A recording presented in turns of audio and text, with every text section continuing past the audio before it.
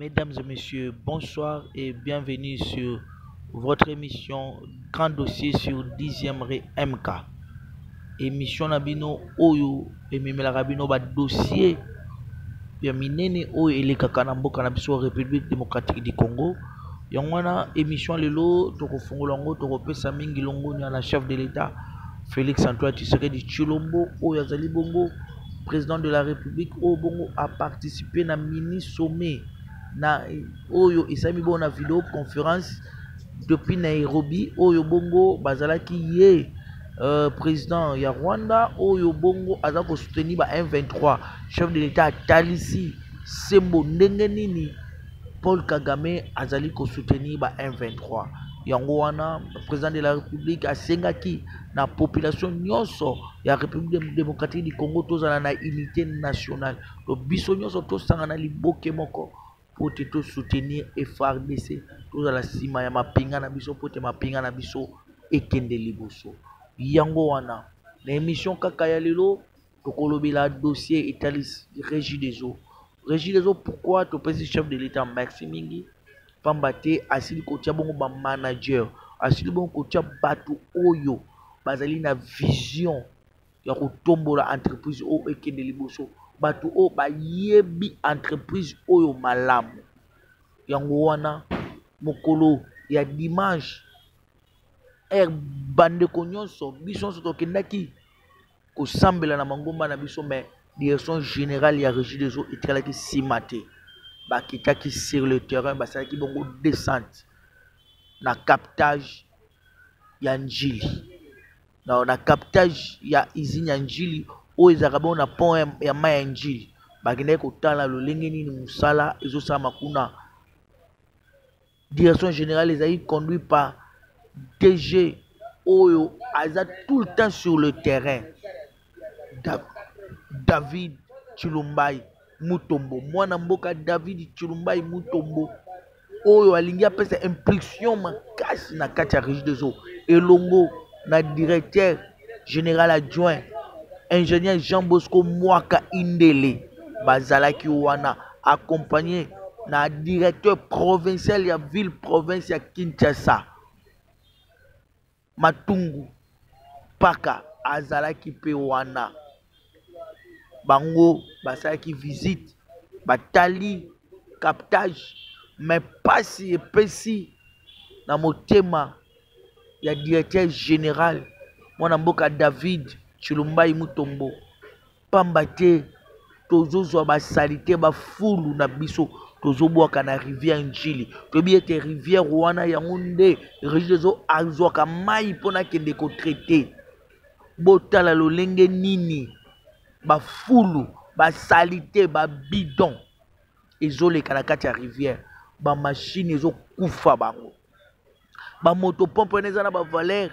ya ba $500,000 ba $600,000 ba $1 million bamotopompe wana mpona Régie des eaux azwa yango mais botala nano de motopompe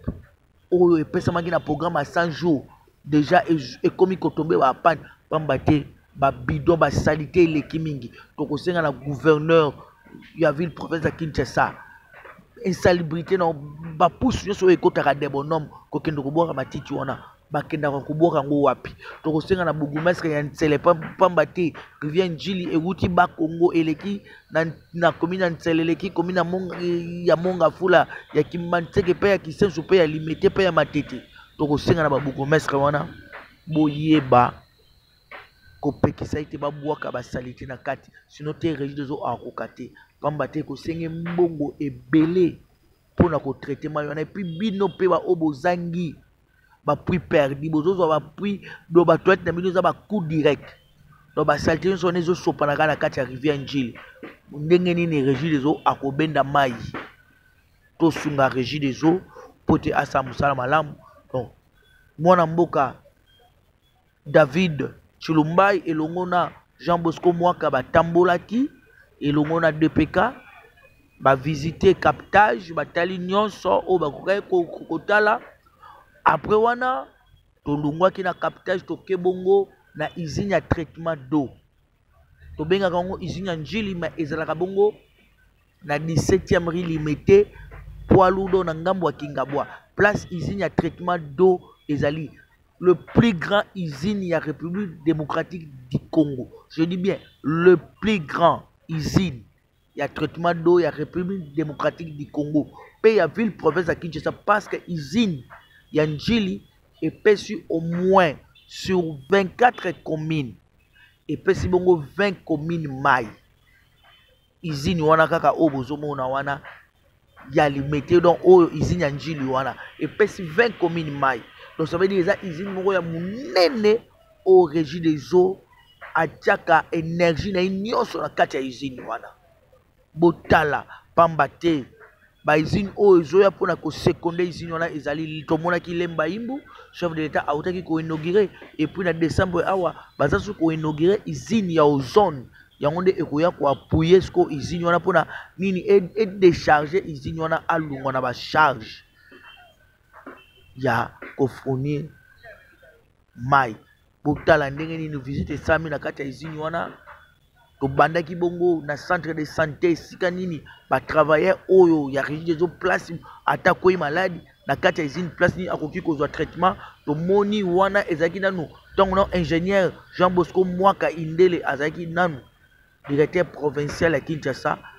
atiaki ba moyen centre de santé na tande komi yango moni directeur général David Chilumba mwana mboka Mutombo alobi ete esengeli appuyer initiative oyo collègue na DGA abandaki pote centre de santé na ekende liboso ba visitaki wana après wana tolungwaki wana tokendaki bongo na magasin place nini ba stokaka ba produit oyo basokolelaka mai to visitaki tolungwana toketi na chaîne esika ndenge nini mai soki euti na rivière Njili ndenge ekomaka na usine wana ndenge nini elekaka dona ba etape wana nyonso bokomona ngo na bilili ti na suka toaki kosukisa pamba te balobi ete régie des eaux eza entreprise ya monene ba forage nyonso oyo tosalaka na bakartier na biso eza ba forage moko ya mabe tomisa bato mai ya poison.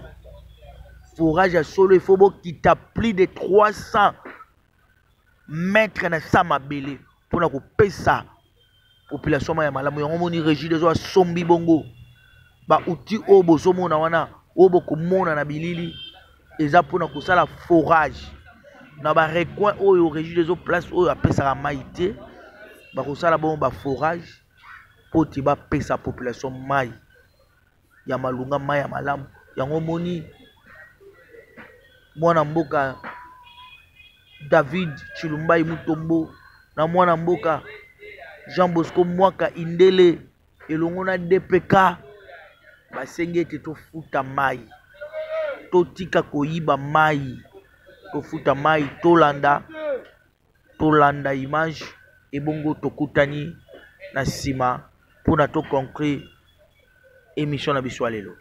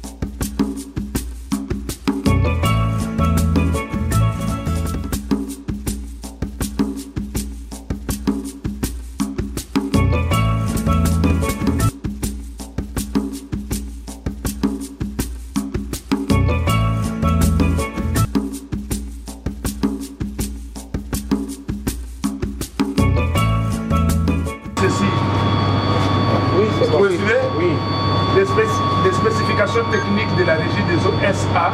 doivent être revus pour améliorer la qualité de l'ouvrage dans l'avenir. Nous allons y travailler avec toutes les parties prenantes et tous les partenaires concernés. Merci à tous ceux qui travaillent pour cette station chaque jour. Ensemble, nous allons changer la régie des eaux. Merci.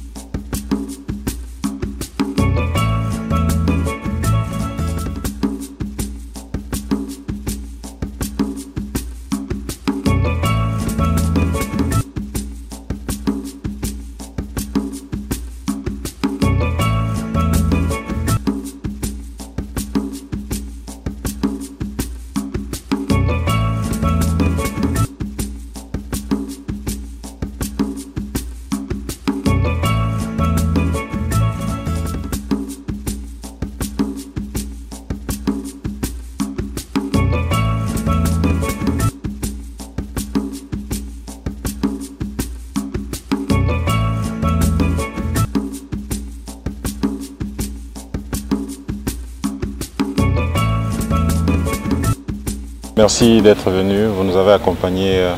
au cours de la visite, merci beaucoup. Nous avons un sérieux problème au pays,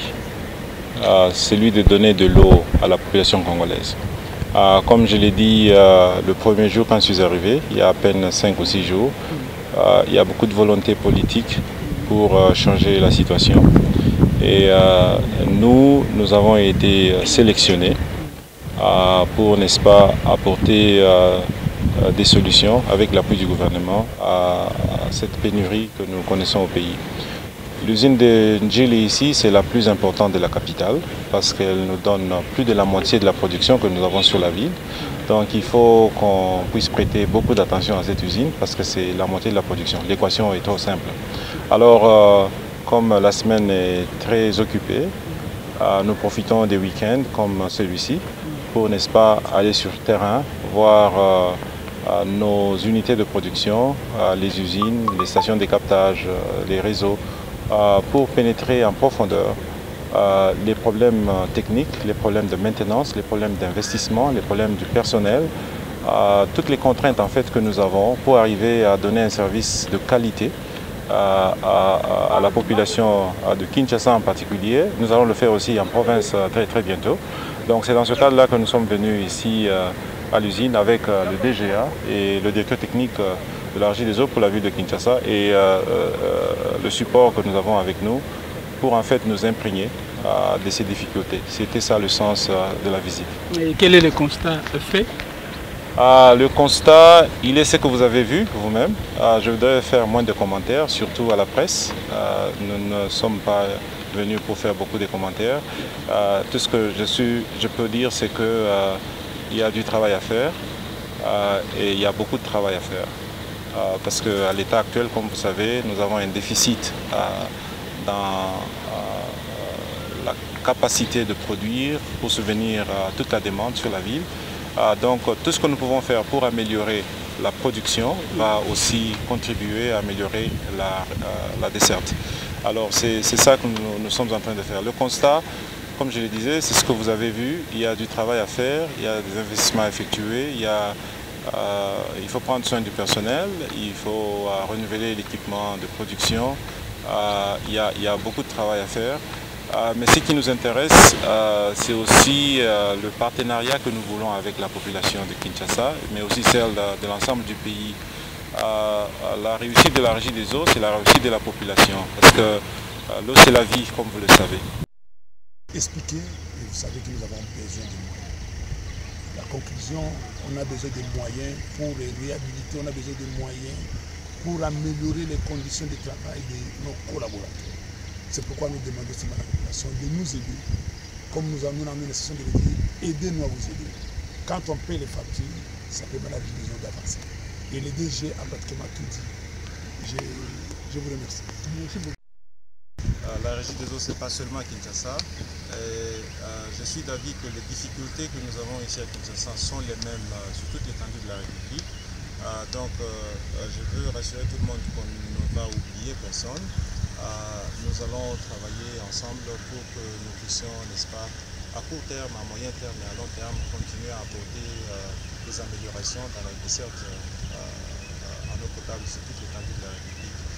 Donc on ne va pas se limiter seulement à Kinshasa, nous allons aller partout où il y a la Régie des eaux.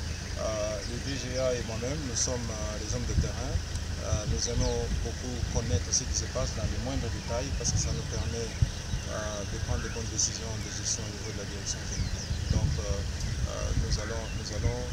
être partout sur toute l'étendue de la République. Oui, wana bouti kolanda visite oyo ebandaki bongo na captage ya Njili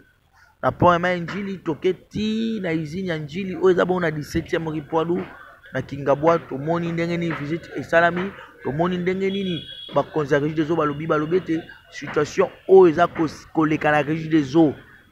eza situation eza koleka na baprovince nyonso. Yango moni mwana mboka David Chulumba alobi ete bakosimba na loboko elongo na DGA na ye ingénieur Jean Bosco Mwaka Indele